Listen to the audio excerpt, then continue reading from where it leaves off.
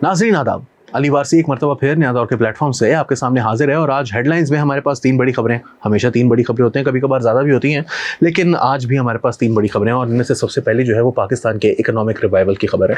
पाकिस्तान का economic revival जो है वो, अब जाहिर है बहुत सारी बातें हम आपको अक्सर बताते हैं जिससे पता चलता है मुड़ गए हैं, लुट गए हैं। अभी हमने कुछ दिनों पहले आपको बताया था कि दिसंबर तक जो है वो हमारे पाकिस्तान के जो टोटल रिजर्व्स हैं वो $0 बिलियन बल्कि शायद नेगेटिव के अंदर चले जाएँ। लेकिन आज हमारे पास जो खबर है वो अरब न्यूज़ की खबर है और इसके अंदर एक बहुत बड़ी बात जो है वो की गई है जो कि मेरे लिए तो कम से कम सरप्राइजिंग है, ऑल्दो कुछ इसके हवाले से बातचीत चल रही थी। और वो ये है कि $20 अरब जो है वो सऊदी अरेबिया, यूएई और कतर जो है वो पाकिस्तान के अंदर इन्वेस्ट करने जा रहे हैं अगले कुछ माह में। और $20 अरब जो हैं वो पाकिस्तान के जो एक्सटर्नल फाइनेंसेस और वो फॉरेक्स रिजर्व्स हैं उनको शोर अप करने के लिए भी बहुत हद तक फ़ायदा देंगे। पाकिस्तान के पास इस वक्त बहुत ही सीरियस एक क्राइसिस है बैलेंस ऑफ पेमेंट्स का, उसके साथ साथ जो कि उसकी वजह से मतलब एग्रेवेट हो चुका है हमारा जो फॉरेन रिजर्व्स का जो हमारी सूरत हाल है। और बहुत जल्द जो है वो हम डिफ़ॉल्ट की तरफ, सॉवरेन डिफ़ॉल्ट की तरफ, जो कि ख़तरा अभी तक टला नहीं है, लेकिन ये $20 अरब जो कि आ सकता है और इसका बहुत पाकिस्तान को फ़ायदा हो सकता है। स्पेशल इन्वेस्टमेंट फैसिलिटेशन काउंसिल जो है वो अभी इस लास्ट वीक जो बनी है, इसके बारे में कहा यह जा रहा है कि बुनियादी तौर पर इसको बनाने के लिए जो है वो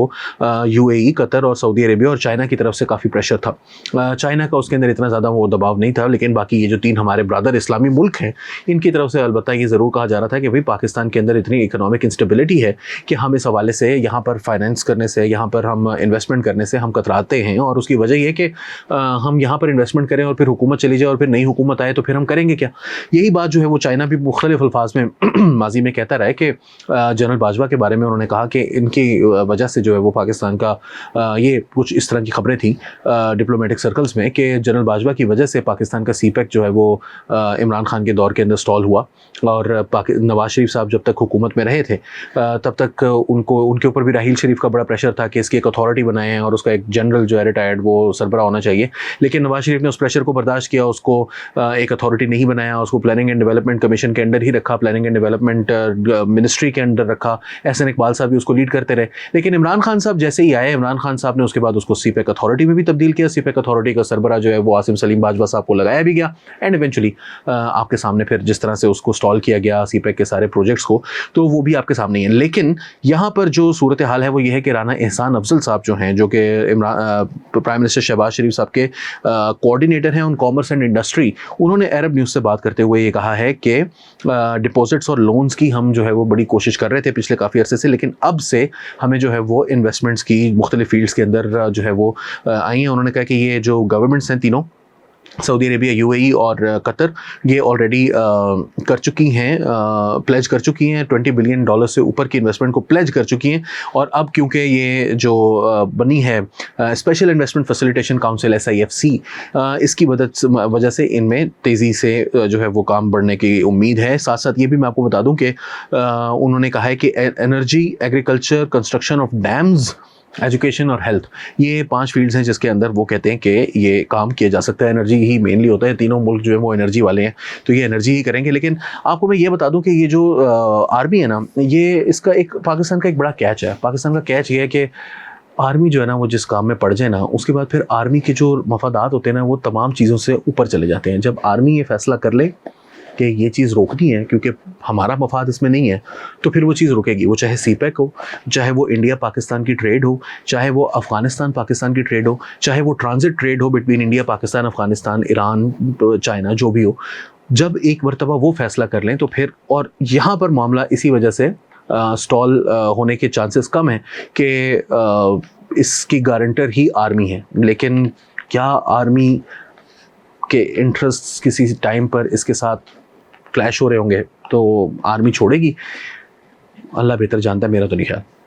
दूसरी खबर की तरफ हम आते हैं। आज बहुत एक सुबह के टाइम जो है वो अच्छी खबर आई और वो ये थी कि होली जो है वो पाकिस्तान के अंदर खेली जा सकती है। नाज़रीन, पाकिस्तान के अंदर होली जो है वो खेली जा सकती है यूनिवर्सिटीज़ में। मैं जब यूनिवर्सिटी में था कॉलेज में था, बहुत साल पहले की बात है, बहुत पुरानी बात है। तो मैं जब कॉलेज में था तो वहाँ पर हम अपने कॉलेज के अंदर आखिरी दिन हम भी वाटर बॉल्स एक दूसरे के ऊपर फेंकते थे, वाटर कलर्स फेंकते थे, अंडे मारते थे, कलर्स फेंकते। It was very normal for us, और हमने कभी उसको नाम भी नहीं दिया था होली का। हम तो वो फेयरवेल गेम्स होते थी, उसकी ही कोई वीडियो लम्स की सामने आई, और फिर उसके बाद हमारे मुल्क में एक अजाब पड़ गया। वो ये था कि जी ये होली खेली जा रही है। अंसार अब्बासी साहब जो हैं उन्होंने एक वीडियो कर दी, उन्होंने कहा कि जी ये व्हाट इज़ दिस, क्या हमने कायदे आज़म की वलवला अंगेज़ क़यादत में इसलिए पाकिस्तान बनाया था। वो इवेंचुअली फ़र्क ये पड़ा कि जी HEC जो है ना, उन्होंने एक सर्कुलर जारी कर दिया। उन्होंने कहा जी ये क्या कर रहे हैं आप, और अपनी एजुकेशन के ऊपर आप फोकस करें, सारी यूनिवर्सिटियाँ क्यों हो रहा है। वो जब उन्होंने ये किया तो ज़ाहिर है कि फिर हम भी पढ़ गए उनको। हमने कहा ये आपका क्या काम है भाई ये बताने का कि होली खेली जाएगी या नहीं खेली जाएगी, कलर्स मारेंगे स्टूडेंट या नहीं मारेंगे एक दूसरे को। अक्सर तो यूनिवर्सिटी के प्रेमिसेस से भी बाहर ही हो रहा होता है, ये यूनिवर्सिटी के प्रेमिसेस में भी हो रहा है। तो उसको होली का नाम किसने दिया है, आपने किस हिसाब से किया कि ये होली है। ये हमारे भी कुछ, हम लिबरल हजरात का भी एक मसला है कि हम वो because we like to catch at straws because we don't have many straws actually. तो जो हमें मिलते हैं उनके ऊपर फिर हम जो है वो तकिया करने की कोशिश करते हैं, उन तिनकों का तकिया बनाने की। तो उसमें मसला ये है कि हमने भी कहा कि जी होली खेलने से बड़ा बहुत ज़बरदस्त, ये तो ज़बरदस्त काम हो रहा है। आपको पता है कि होली जो है वो पाकिस्तान ही कहते हैं कि मुल्तान का एक मंदिर है जहाँ से इसकी जो है वो इजाद कह लें या इख्तरा या आगाज़ हुआ था। तो अब जो है वो पाकिस्तान के अंदर ही इसको खेलने से मना करना, और फिर उसके बाद ये कहना कि जी अब खेली जा सकती है। और फिर वो नोटिफिकेशन तो विदड्रॉ हो गया हमारे शोर मचाने से। लेकिन बात यह है कि इस किस्म के कामों में HEC ना ही पढ़े तो बेहतर है। आपकी रिसर्च का हाल ही है, आपकी जाकर देखें यूनिवर्सिटीज़ के अंदर कि प्लेजरिज्म के अलावा कुछ होता नहीं है यहाँ पर जो बड़े बड़े HEC के ऑफिशियल्स होते हैं अक्सर पता चलता है कि इनके जो रिसर्च है, थीसिस हैं, वो सारे प्लेजराइज्ड हैं। और आप बातें जो है वो कर रहे होते हैं कि स्टूडेंट्स को क्या करना चाहिए, बाहर क्या करना चाहिए, और कौन सी गेम्स खेलनी चाहिए, कौन सी नहीं खेलनी चाहिए। कभी अपना काम भी कर लिया करें। पॉलिटिकल खबर भी आपको एक देते चलें कि चौधरी शुजात हुसैन के जो बड़े साहिबजादे हैं चौधरी शाफिया हुसैन, उन्होंने एक बयान दिया है। चौधरी परवेज़ इलाही और चौधरी शुजात हुसैन की जो कुछ दिनों पहले मीटिंग हुई थी उसके हवाले से जेल के अंदर जब शुजात हुसैन साहब उनको मिलने के लिए गए थे, वहाँ पर आपको पता है कि उनके दूसरे बेटे सालिक हुसैन साहब जो हैं वो भी उनके साथ उनको एकम्पनी कर रहे थे। तो वहाँ पर बातचीत किस माहौल में हुई, क्या हुआ, उसकी उन्होंने बात की। उन्होंने ये बताया कि बड़े ही अच्छे माहौल में वहाँ पर बातचीत हुई, और परवेज़ इलाही साहब जो हैं उन्होंने बताया कि वो काफ लीग में आने के लिए तैयार हैं। ना सिर्फ अब आने के लिए तैयार हैं, हमेशा से आने के लिए तैयार हैं। चौधरी शुजात हुसैन भी उनको वापस लेने के लिए तैयार हैं। मसला एक मसले पे फंसा हुआ है, और वो मसला ये है कि जो स्पेन में साहब बैठे हुए हैं, जिनके ऊपर मनी लॉन्ड्रिंग के केसेस हैं, जिनके ऊपर वहाँ पर जो है वो बड़े बड़े कारोबार सेट करने की केसेस हैं, वो किसी सूरत मारने के लिए तैयार नहीं है। वो बैठे हुए स्पेन में हुए हैं तो उनको कोई पकड़ भी नहीं सकता अभी फ़िलहाल, कम से कम नज़र तो कोई नहीं आ रहा है, इस तरह के हालात तो नज़र नहीं आ रहे। जितने मर्जी केसेस आप पाकिस्तान में चला लें, स्पेन से कौन वापस लेकर आएगा। और परवेज़ इलाही साहब जो है वो फ़िलहाल जेल में है। लेकिन ये भी एक बात हकीकत है कि परवेज़ इलाही साहब को बेल मिली थी, बेल मिलने के बाद उनको दूसरे केस में पकड़ लिया गया। तो जब तक मुनस इलाही साहब वापस नहीं आएंगे, मुझे नहीं लगता कि परवेज़ इलाही साहब की भी गुलू खुलासी होगी। कब आएंगे मुनस इलाही साहब, कब परवेज़ इलाही साहब जो हैं उनको तसल्ली होगी, कब वो अपने बेटे का साथ छोड़ेंगे, ये वो बड़े सवाल हैं जो इस वक्त काफ लीग की सियासत के इर्द गिर्द घूम रहे हैं। तो इनके सवालों के जवाब जो है वो जल्द हमें मिल जाएंगे, जल्द ना मिलेंगे तो सही। चलते हैं अपनी अगली खबर की तरफ। फाइनली लाल मस्जिद सांप ने एक मरतबा फिर अपना सर उठा लिया है, और उसका नाम है मौलाना अब्दुल अजीज़, मौलवी अब्दुल अजीज़ साहब जो हैं उन्होंने उनके कहा जा रहा है कि उन्होंने जो है वो एक ज़ोहर की नमाज जो है वो की, हालांकि अथॉरिटीज़ की उनके ऊपर पाबंदी है।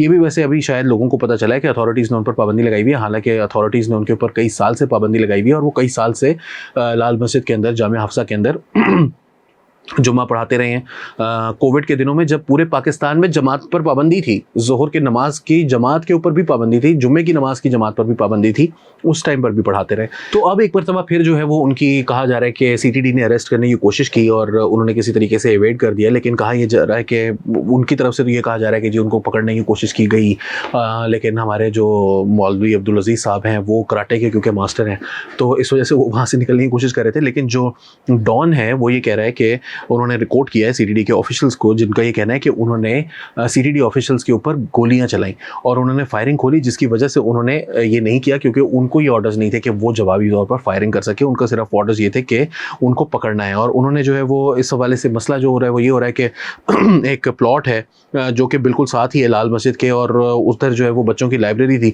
उसके ऊपर उन्होंने कब्जा करना है, उन्होंने कब्जा छुड़ाना है। ये एक बहुत एक पेरेनियल इशू चलता आ रहा है लाल मस्जिद वालों का और इनका।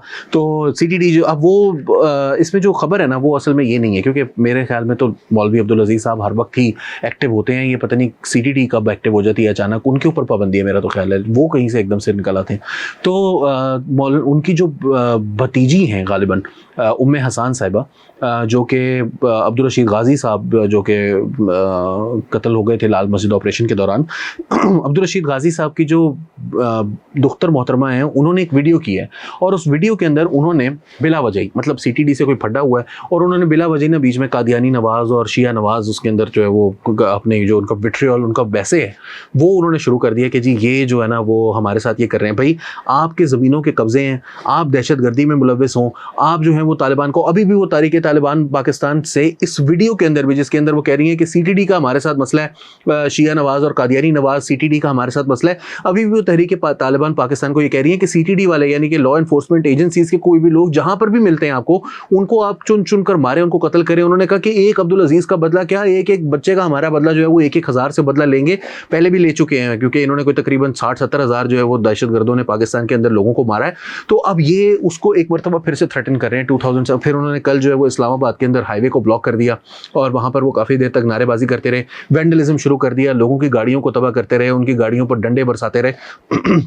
ये पहले हम देख चुके हैं ये मनाजिर आज से 15-16 साल पहले जब इन्होंने शुरू किया था काम के चीन के अंदर चीनी जो मसाज सेंटर्स हैं और कोई CD की दुकानें हैं तो सीडियाँ निकाल के आग लगा रहे हैं, लोगों की दुकानों को आग लगा रहे हैं, उनके मसाज सेंटर्स को, फिर उनको निकाल के उनके जो मसाज सेंटर्स हैं उसमें से निकाल के उनके एम्प्लॉयज़ को, उनके स्टाफ को जो है वो डंडों से पीट रहे हैं और फिर बिलाखिर जो है वो पाकिस्तान की आर्मी को वहाँ पर ऑपरेशन करना पड़ा। तो उस पर इन्होंने ये कारनामा शुरू कर दिया कि अब जो है वो दहशतगर्दी पूरे मुल्क के अंदर फैलेगी।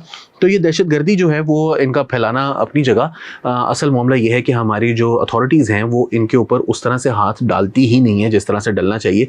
CTD की अगर कैपेसिटी नहीं है तो फिर CTD को ना भेजें वहाँ पर। जिस तरह इमरान खान साहब को कॉलर से पकड़ के डाला गया था, तुना गया था गाड़ी के अंदर, वैसे ही अब्दुल अजीज़ साहब को भी पकड़े, उनके किसी दिन बुरके के जो अगर उन्होंने पहना वो भागने की कोशिश करते हुए तो उनके बुरके से पकड़े और उनको भी एक दिन जेल में डालें और उनको थोड़े दिन ज़रा वो मेरा ख्याल है कि उनके सपोर्टर्स इतने पाकिस्तान में नहीं होंगे जितने इमरान खान साहब पॉपुलर हैं।